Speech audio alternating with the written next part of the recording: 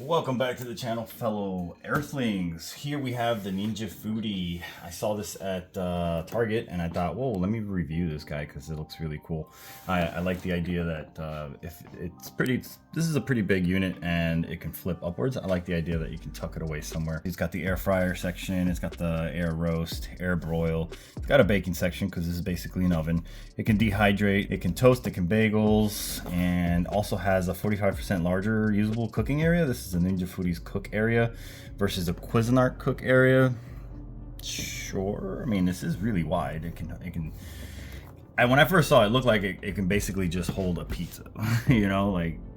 But I've seen some ovens that they can do a lot of these things too. So I'm gonna go ahead and open it up and do a little unboxing action. Here you can take a look at some of the things that it says it can do. It looks like you know, pizza, some.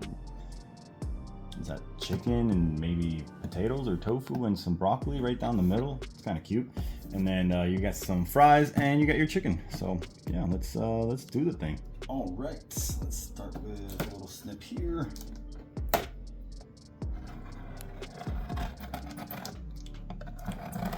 And there you go. Now this isn't long. This is maybe like 2 feet total. So this definitely needs to be placed on your closest section on the wall. That, or you're gonna need an extension cord.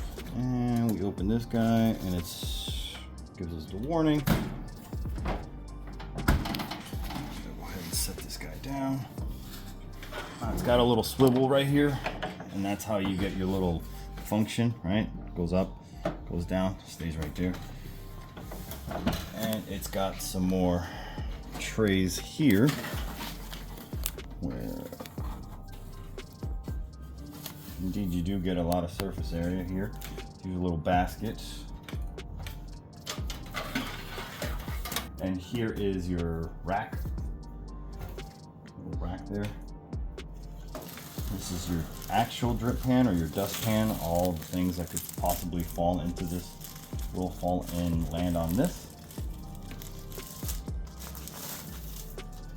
It's pretty sharp.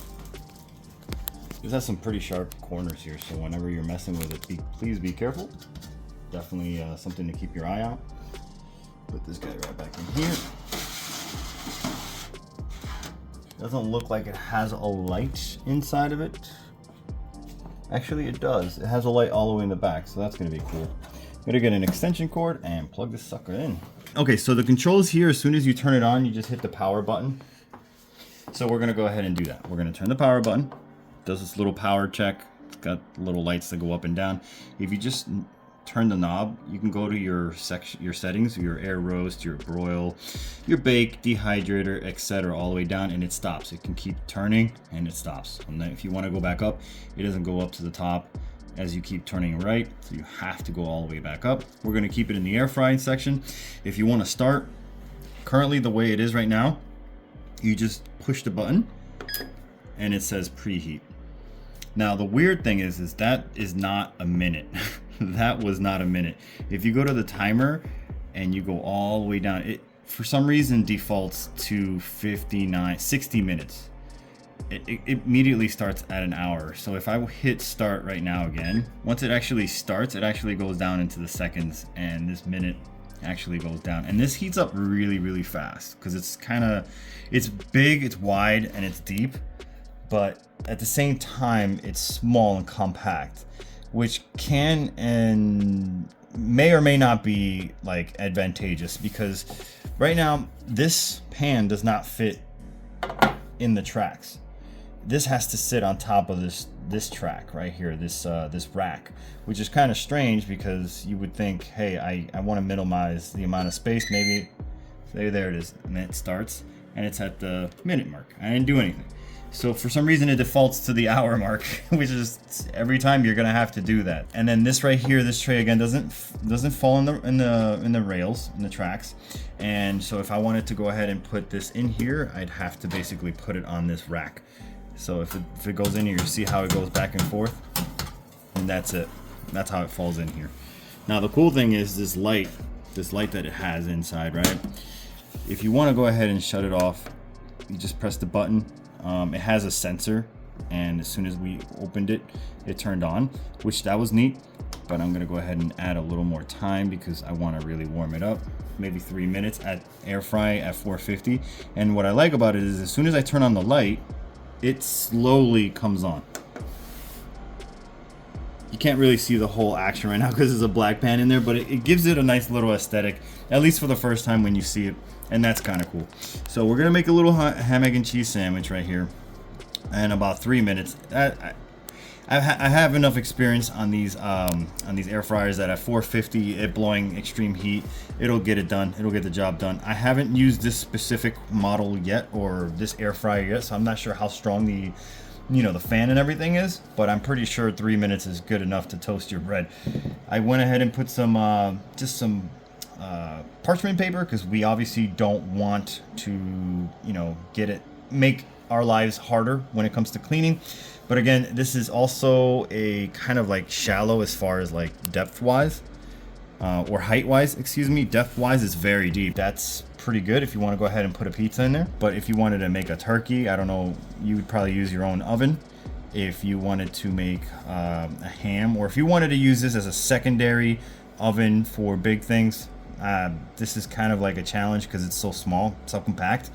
If you wanted to warm up some fries or something like that, this is a good place for it. Some chicken wings, things like that. Very, very, very, very, very small little items and stuff. Sandwiches, you can probably make a lot of sandwiches on this. The cheese is already melting, as you can see.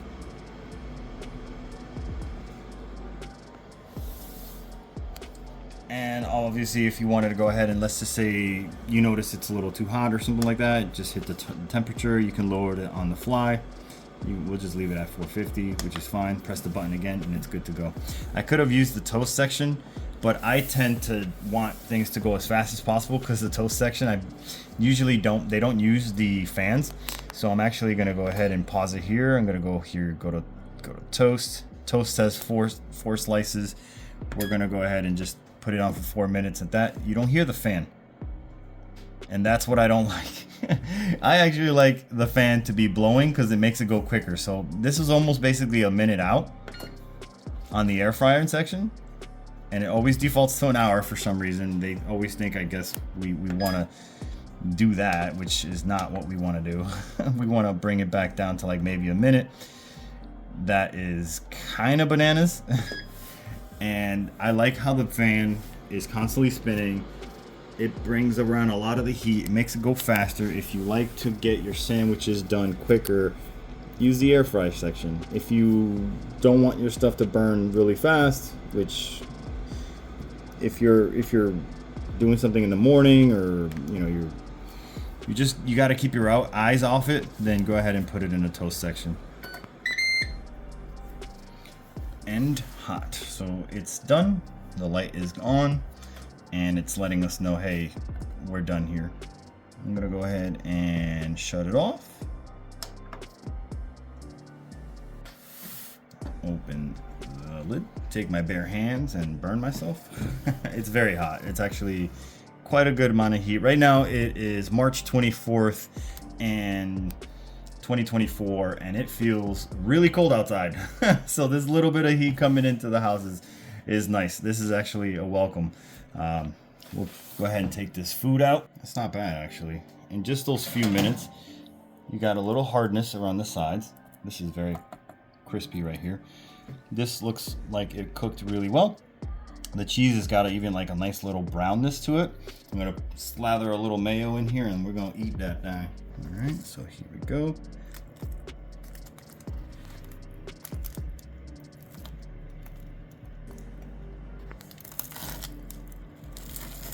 All right, so there we go.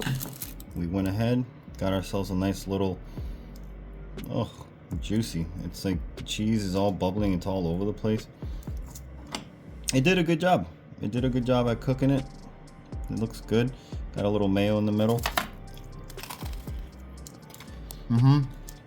Crispy on the sides. Oh, this is a really good sandwich. You wanna try it? That's perfect. Yeah, cooked it nicely. Here you go. So the unit is actually still like a fan is still spinning inside the unit.